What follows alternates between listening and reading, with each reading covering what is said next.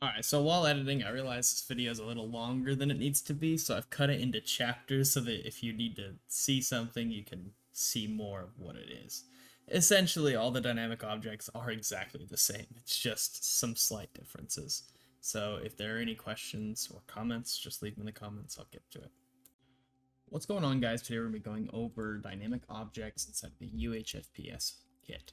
So for this, we're going to be going over doors and drawers and just kind of stuff like that. So I'm not going to be going over mouse or dynamic, because dynamic, the problem with it is that you have to anchor it. And so you'll see like all these are anchored through the model to this actual area. And they have to be anchored like that, otherwise they don't actually work really with dynamic, because the difference is that dynamic has open limits that basically just rotate the door with a script, whereas animation, you animate it to do it yourself, so you can make it look however you want.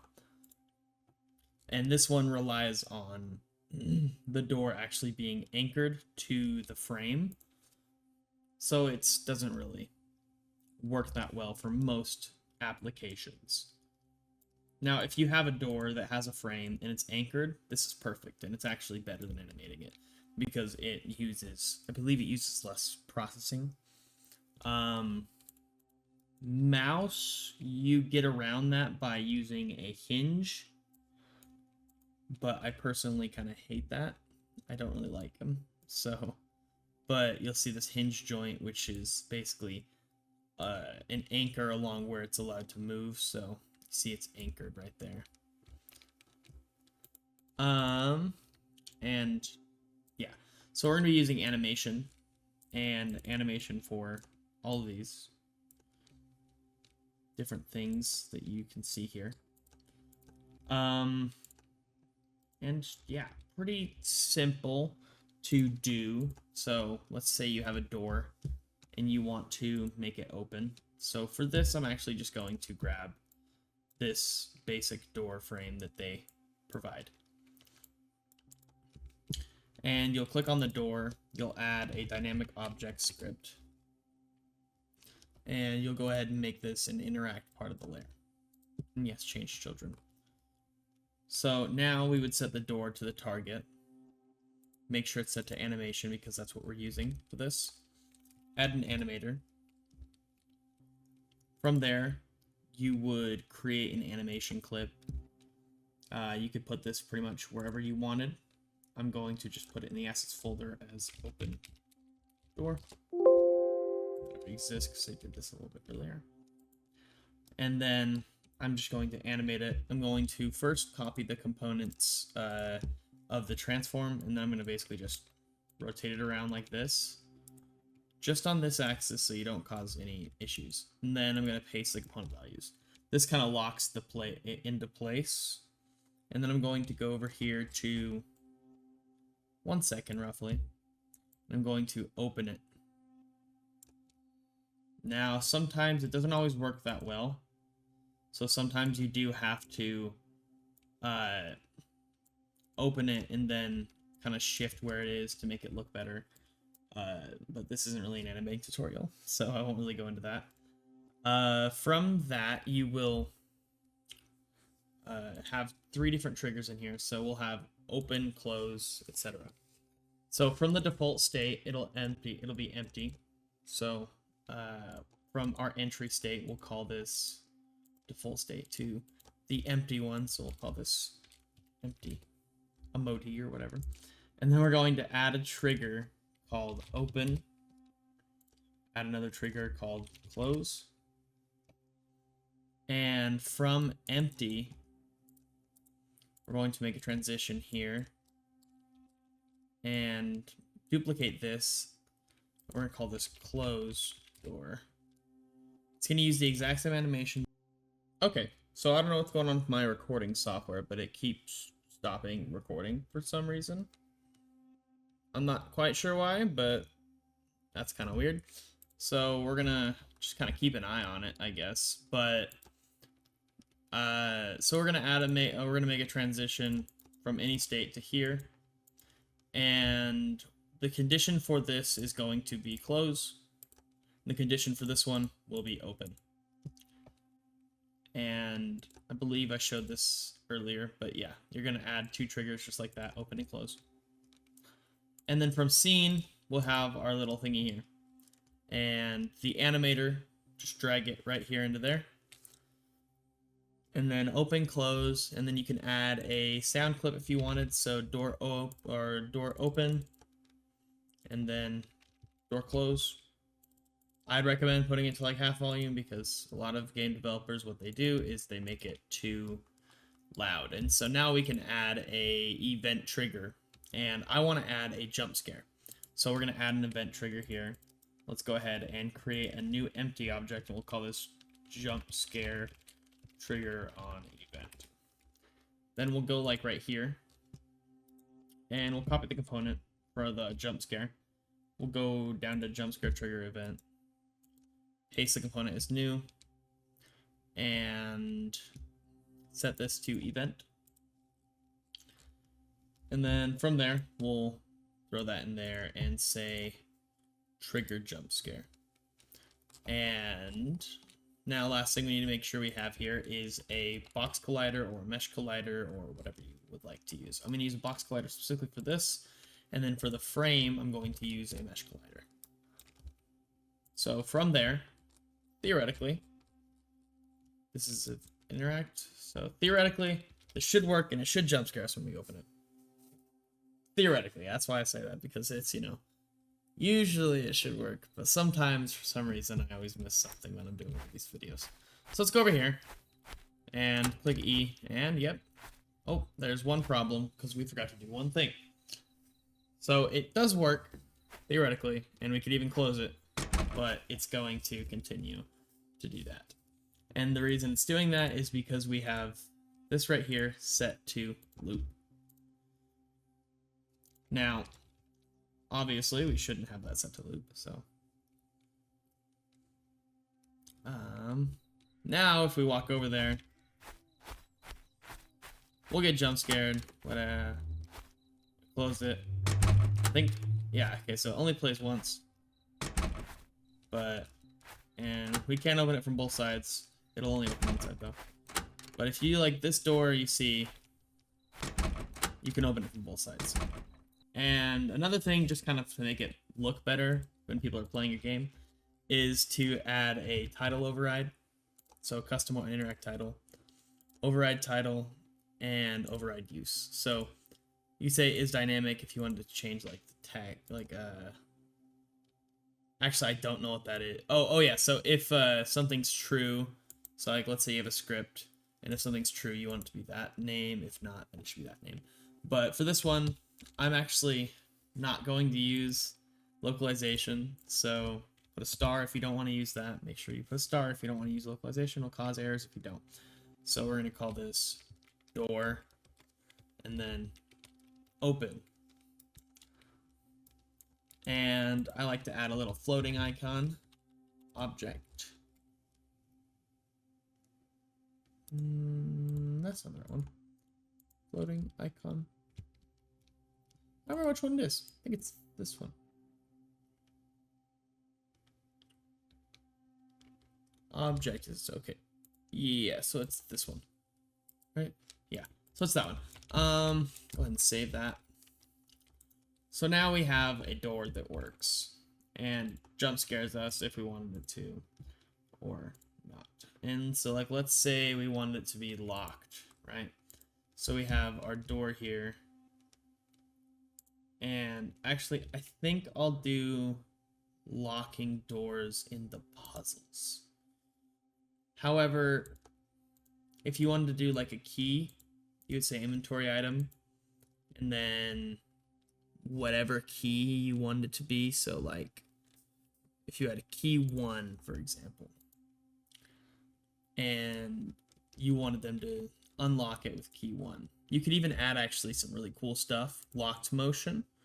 Which, so, let's say you wanted to, like, add some cool lock movement. And we'll add a key as well. we'll add key 0, 1 over here as well.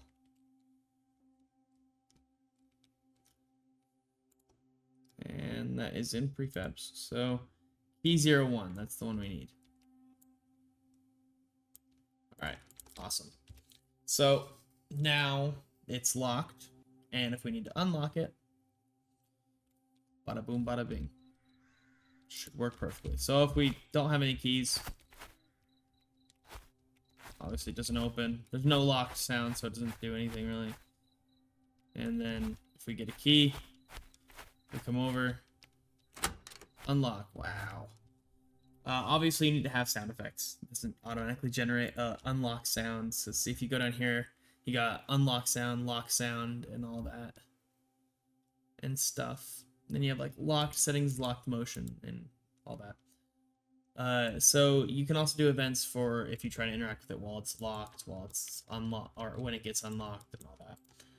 So to move on a little bit, if we were to go over here and look at Pullable. Now, I don't have really anything to kind of show you guys on this one, but to put it in perspective, it's just a pullable object. It's the same exact thing as the other one, except this one is dynamic, but they don't have to be anchored because they're not rotating, so they're just moving straight out. So you see like dynamic limits, the pull axis limit is 0.25 is where it should be at, right here, or no, right here. And then as you move it out, you see it moving on the z-axis there. So that's all it is really, is just the same exact thing as the door. You are just changing these open limits. So if we wanted to, let's say this one extends a little further back, right? So to get it all the way out, it needs to come to 0.789 on the z-axis. We would go to the max and we'd set it to 0.729 or 89. And the minimum we'd put to be -284. So now it's exactly the same thing. You're just doing this for every single drawer. So instead of like, and yes, ignore the player collider, because sometimes it won't open. So now, if we open this one, it works. And then if we open this one, it opens all the way out. And then closes all the way in. And it's the exact same thing for every single drawer. It's just adding the script, putting it into the drawer. Dynamic. You can make it locked too and have the exact same thing as a door. Target. It's just the drawer is the target, because that's what's moving. And then same thing here, just the override title. There's quite literally nothing different about that. Rotatable, you have a valve. So we'll do dynamic because it makes more sense. So valve cap, you are just rotating it, but you're not rotating it on like one of these axes. You're just rotating it around in circles. It's pretty simple. So rotate up sound, rotate down sound. And then on open, you'll have like your events that would turn on like a light or turn off water or something like that. So you see, rotation limit here is 360 degrees. So it's going to rotate. So it starts out at 0, right? And you're going to hold E until it hits 360 degrees. And that's just this right here. So like if we were to walk up to it, let's say we have 3, right? We'll have 3 just to kind of show you how it works. We'll have Y and then X. Now this is going to look wonky, so just bear with me here. So we got that. Now if we walk over here, right, we have this one which will rotate normally, this one which will rotate like that, and then this one which will rotate like that. So it's literally just rotating around an axis. So like if I wanted to do it to like,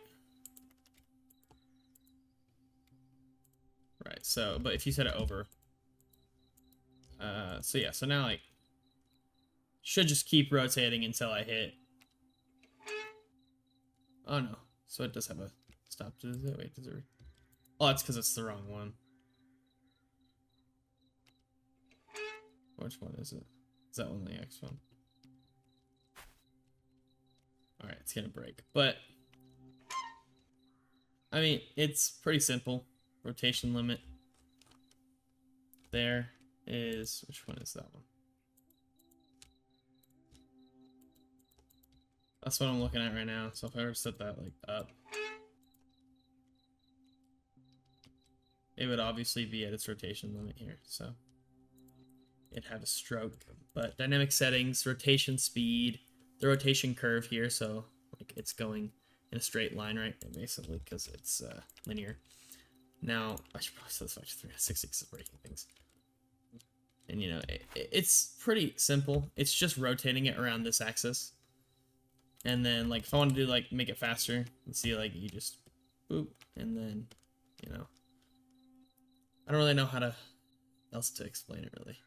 But, yeah, so then if it were to lock when you finish rotating it, you would just click there.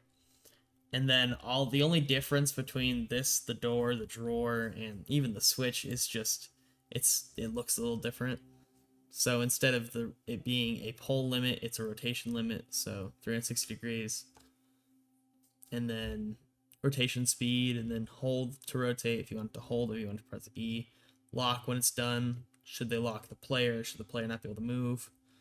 And then just do the event when it's over. I'm going to go ahead and delete these here. And in fact, let me delete that as well.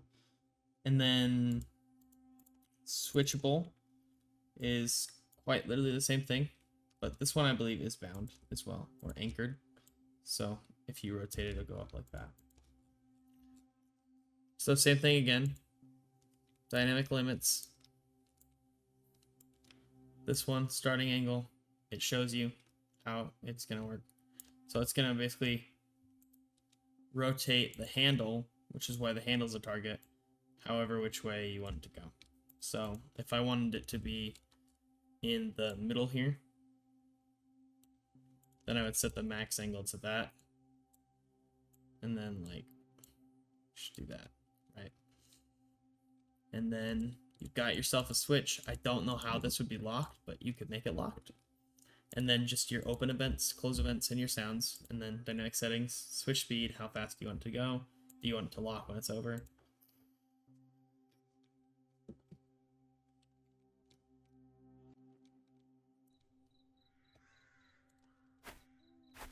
See, it started super low, and then it only goes halfway. It's pretty simple. Like, it's not too difficult. And here's kind of the dynamic use title, right? So this is opened, so if it's on or off, on, off, and whatnot. It's pretty simple to use these dynamic objects. There's not much of really this explanation that's like kind of confusing to it after you kind of learn it a bit. The only thing that's sort of confusing is this, and if you wanted to use the mouse, right, so you wanted to use like the mouse or dynamic, the only difference is you would have, so you'd have like this right here, and this one we'd set to 90, or actually I believe it would be, alright, my video cut out for some reason, so the only difference is you have this door here, like this. You would set this to -90, and you would make sure you have this open direction correct like that, and that would be pretty much all, except I believe the frame is going to get confused and lose its place.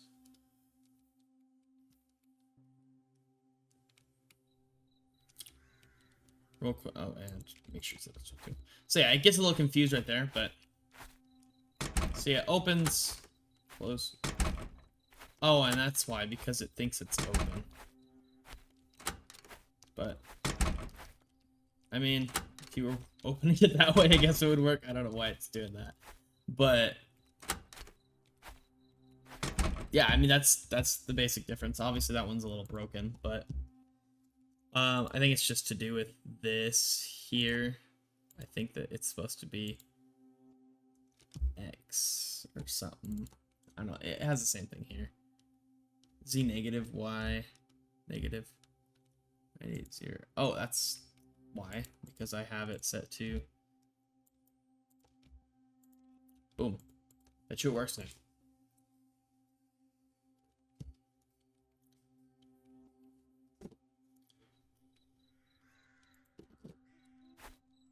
Still a little broken, but